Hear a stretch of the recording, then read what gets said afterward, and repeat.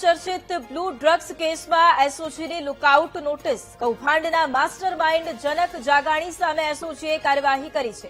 આરોપી પુણા વિસ્તારમાં લેબમાં ડ્રગ્સ બનાવતો હતો। જનક હાલ લંડનમાં હોવાથી ભારત પરત લાવવાની કાર્યવાહી શરૂ કરવામાં આવી છે। આરોપી 1.5 વર્ષ પહેલા સ્ટુડન્ટ વિઝા પર ઉચ્ચ અભ્યાસના બહાને લંડન ગયો હતો। લંડનમાં બેઠેલા જનકે લેબની માલિકને વિશ્વાસમાં લઈને લેબ ભાડે અપાવી હતી।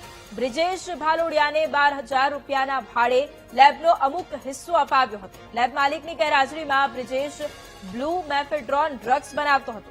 પ્રખ્યાત કંપનીમાં કેમિસ્ટ તરીકે કામ કરતો હતો। આજ મુદ્દે સંવાદદાતા ધ્રુવ ફોન લાઈન પર છે। ધ્રુવ, સુરતના બહુચર્ચિત બ્લુ ડ્રગ્સ કેસમાં હવે એસઓજી આરોપી વિરુદ્ધ લુકઆઉટ નોટિસ જારી કરી છે। શું જાણકારી?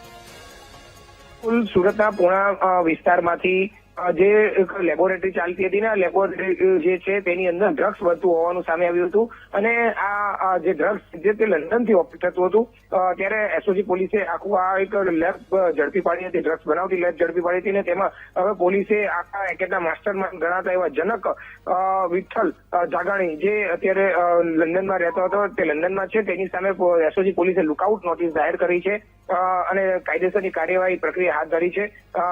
જનક જે છે તે હાલમાં લંડન ખાતે હોવાનું સામે આવ્યું છે અને ભારત પરત લાવવા માટે કાયદાના સંકંજામાં લેવા માટે આ આંતરરાષ્ટ્રીય સ્તરે તપાસના ચક્રો પણ ગતિમાન કર્યા છે।